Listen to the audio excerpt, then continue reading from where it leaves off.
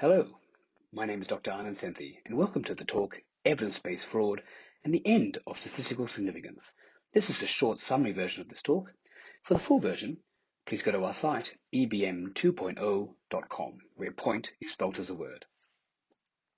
What is this talk about? Well, this talk is a critical, game-changing talk about how we approach evidence-based medicine. It tells us about why most of our published research findings are false. So many of the new treatments that we are using are entirely unproven because the findings that we base them on are false. And why has this occurred?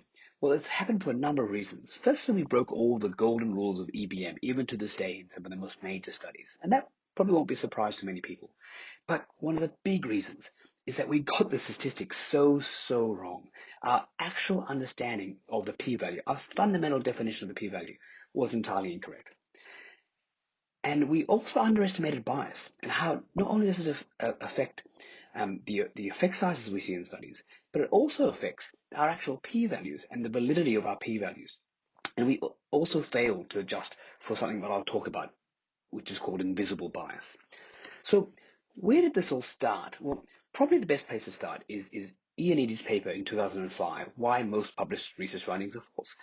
And he clearly outlined using statistical simulations, using p-values of 0.05, and the way that we were using them and the way that we were doing EBM, that the majority of any published positive finding that we were claiming to be true was going to be false.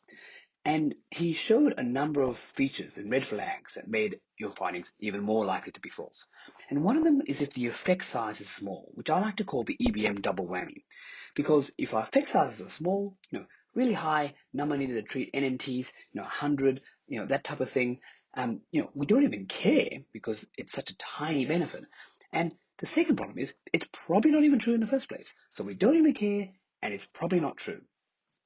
When there's a greater number and lesser pre-selection of tested relationships, so we can have loads of different outcomes and choose them later after we've seen the data, or have greater flexibility in design, definitions and outcomes and models that we use, where there's great conflicts of interest, and there's many of those. Obviously, the funding of a study is a key part of that, but there's many different things that can cause conflicts of interest in the study. And low biological plausibility, which feeds into a concept of pretest probability that we'll talk about in depth.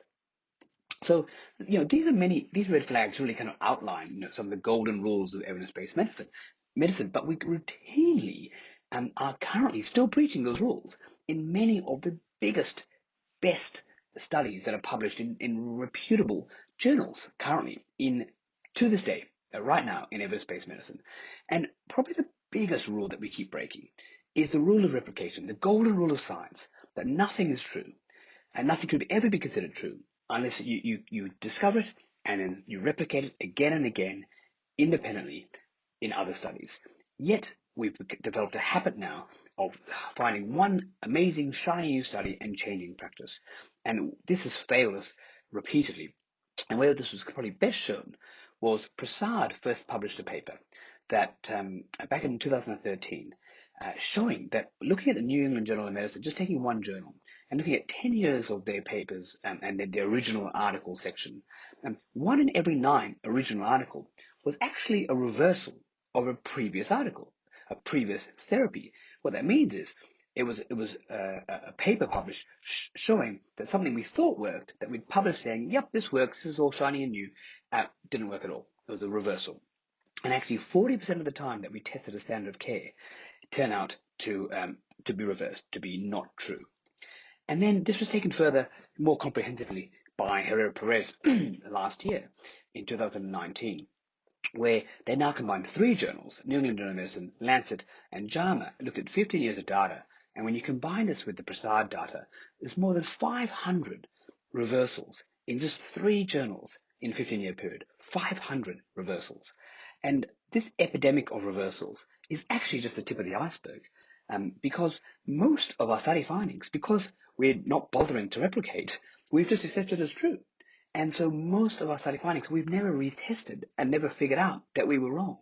So this is just the tip of the iceberg in just 3 journals. Why are we doing this so badly? Why are we failing in the core art of evidence-based medicine as an industry? Well, probably the biggest reason of all is that we completely misunderstood the statistics. We did not understand what the p-value meant. And this is actually not our fault. This is not our fault because we were taught wrong. The whole industry was taught wrong. Most scientists were taught wrong. And one of the reasons was, and apparently, many of the early statistical books that incorporated the p-value were not written by statisticians and incorporated the p-value and the definition of the p-value incorrectly, and led to a industry of errors and mistakes. And this became so extreme that the largest professional body of statisticians in the world, the American Statistical Association, after seeing time and time again statisticians warning us about this and us not listening, finally issued a position paper on the p-value in 2016. And to clarify for us, one key statement they made was that the p-value does not measure the probability that the studied hypothesis is true, or the probability that the data were produced by random chance alone. Hello, that's exactly what I thought the p-value meant, and it's exactly what most of us were taught from the statistics books of the ages, which is mind-blowing as a revelation because it undermines everything that we've done. So the p-value, unfortunately, is a kind of counterintuitive statistical concept, which doesn't actually measure what we're looking to measure. It measures a conditional probability that given a null hypothesis is true, what is the probability or what is the compatibility of the data that we see with a statistical model. But the statistical model is quite a fantasy model because it relies on a whole range of assumptions which almost never ever hold true. And it doesn't actually tell us the probability that we're looking for, the chance that our actual hypothesis that we believe in is true. So how can we convert this kind of fantasy p-value into actually the chances, the probability that we're looking for, the chance that our hypothesis is true? Well, Professor Regina Nuzzo published this landmark paper in 2014, statistical errors in the journal Nature, one of the most well-read journals, one of the most well-read papers ever published in Nature, which is of course one of the most well-read scientific journals. And this infographic that she published was just game-changing because it showed that p-values are just likelihood ratios, which clinicians will be familiar with from the way that we do medical testing. All our medical tests convert a pre-test probability of a disease or outcome being true into a post-test probability, and they do so using a likelihood ratio, which is a number that rolls sensitivity and specificity into one number. And so we know about this concept already, and p-values are just that. P-values convert a pre-test probability of a hypothesis being true, like a therapy working, into a post-test probability of a hypothesis being true, where the study is the test and the p-value is the accuracy of the test.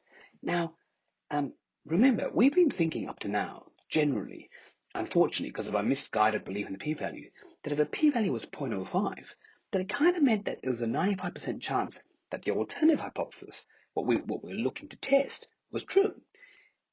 But unfortunately, that couldn't be further from the truth. So let's take a situation where we start looking into research and we start researching a therapy or an intervention. Most of the time, we'll find out that our intervention was false because most of the time we test anything in science, it doesn't work out to be true. It doesn't work out to work. So let's say we take a pretest probability when we start testing things in, say, humans of 5%. And you take a p-value of 0.05 from that study that tests it. That changes your probability of your finding being true from 5% to a whopping 11%. 11%. Not 95%. 11%. That right there is the big reason why we have messed this evidence-based medicine game totally up. We fundamentally misunderstood what the p-value was telling us. Now, it gets better if our p-values are lower. If our p-value is 0.01, it would go from 5% to 30%. But still, a 70% chance that we're wrong, that our hypothesis is not true. Now, let's say we do this a few times. We actually try to follow one of the golden rules of medicine and replicate studies and have another study that shows the same thing and another study that shows the same thing. We might then build our probability of the finding being true successively higher. So then we go to do a big study. And when we go to do a big study, it might actually be a 50-50 toss-up whether this is actually true, this hypothesis is actually true. Now, obviously your p-values will perform better. If your p-value is 0.05, 71% chance that you're true. If your p-value is 0.01, an 89% chance that you're true. But still, big chances that we're wrong, despite having even a 50-50 toss-up, which is very, very uncommon in evidence-based medicine. Most of the time, our pretest probabilities are much lower than that. So this year was just earth-shatteringly, groundbreaking for evidence-based medicine, and turned the world upside down for us.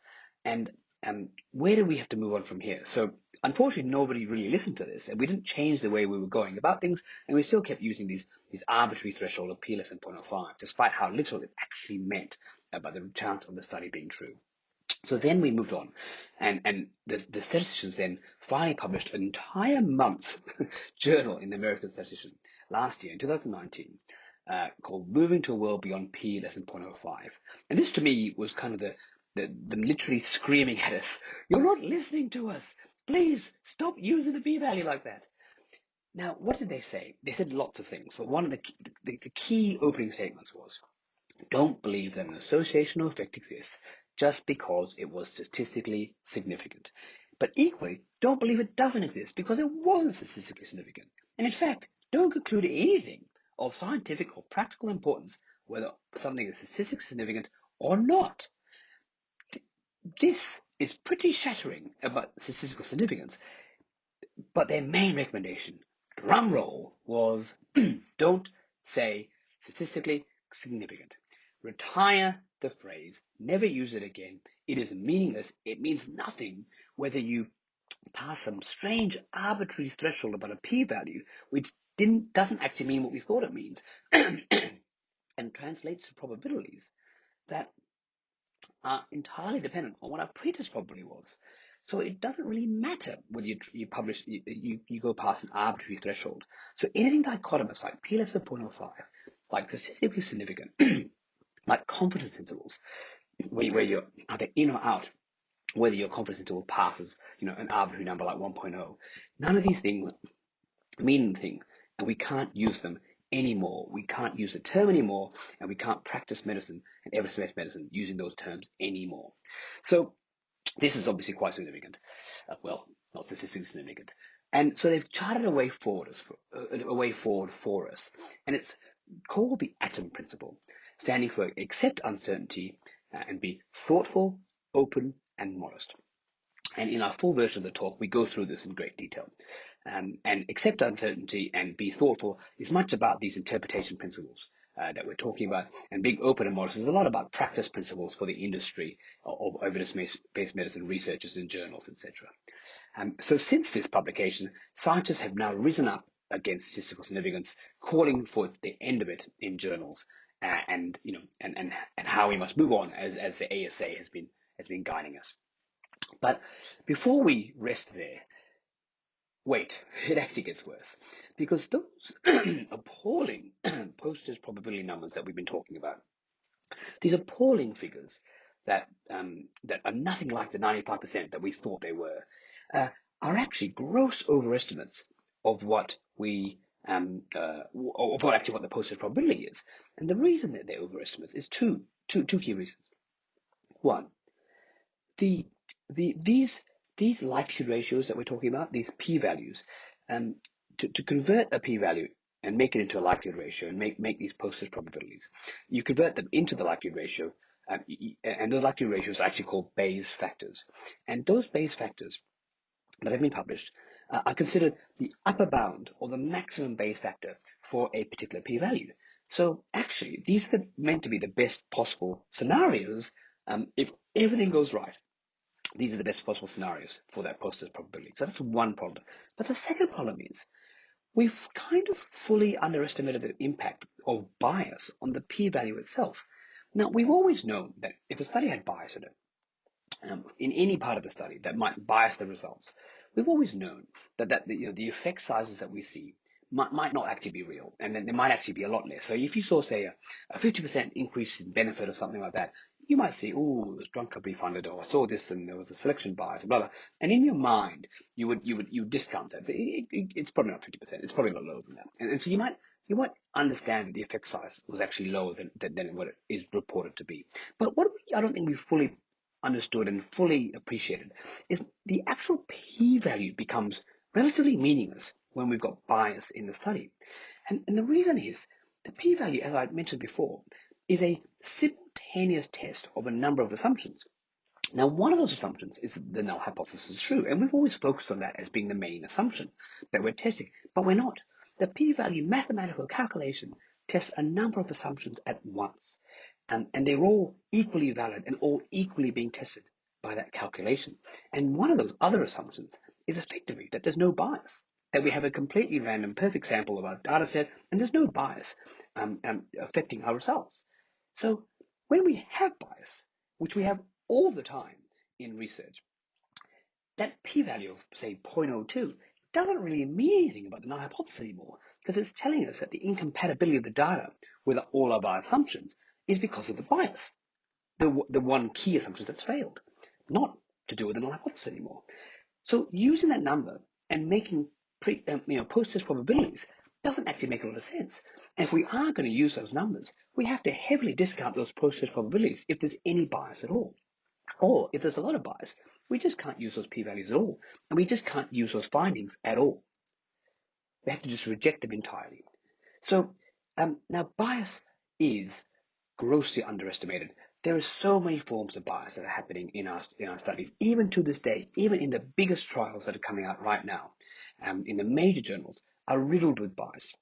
There are so many types of bias here, in the pre-trial, during the trial, and after the trial. And in the long version of this talk, we go through a lot of these to show how insidious bias still is in our studies and how much of our practice is based on grossly flawed trials.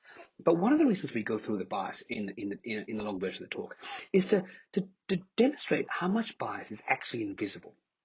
How much bias is very difficult to see, no matter how well we read a paper. And I used to call this invisible bias undetectable bias. And in fact, I think in the long version of the talk, I do refer to it as the undetectable bias. But I've since started calling it invisible bias. And the reason for that is we can detect it. We can absolutely detect it. We just can't see it. And I'll show you what I mean. And the issue is we haven't been adjusting our effect sizes or our p-values for invisible bias. And we have to start doing that if we actually want to know the answer, which is what is the likelihood that our hypothesis is true. So one of the best examples of invisible bias, and we go through several in the long version of the talk, is reporting or publication or citation bias. It's where researchers have zero obligation to report findings that are negative, right? Or findings that suggest harm of your therapy, and zero obligation whatsoever. So they can actually not report entire trials and not publish whole trials, or publish a trial and miss out all the negative findings and only publish the positive ones. Now, there's no better example of this, and no better example of all the bias that's riddling our studies, and all the invisible bias that's riddling our studies, than the Ian paper published last year that looked at 25 years of biomedical research and used computers to go through all the text of all the studies and found that 96% of published p-values were less than 0.05. 96%. Why that's earth-shattering is because when we perform scientific inquiry, when we do science, almost all of the things that we test are negative. Almost all. The vast majority. That is the nature of science. And every now and then we get lucky and one of them pops up positive. And then, of course, we replicate to see if it's really true.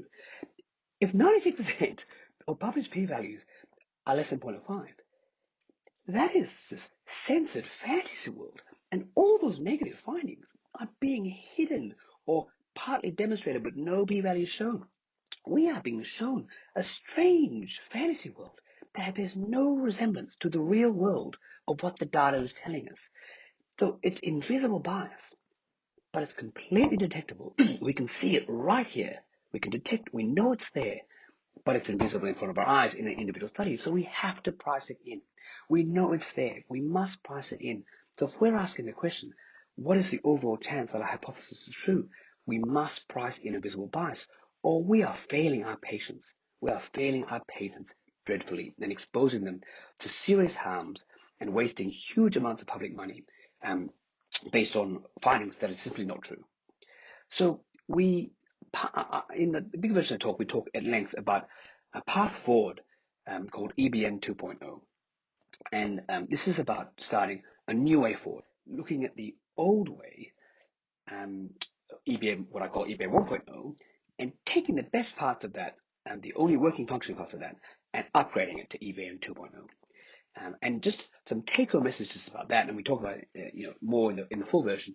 Is one, we just have to be savagely skeptical.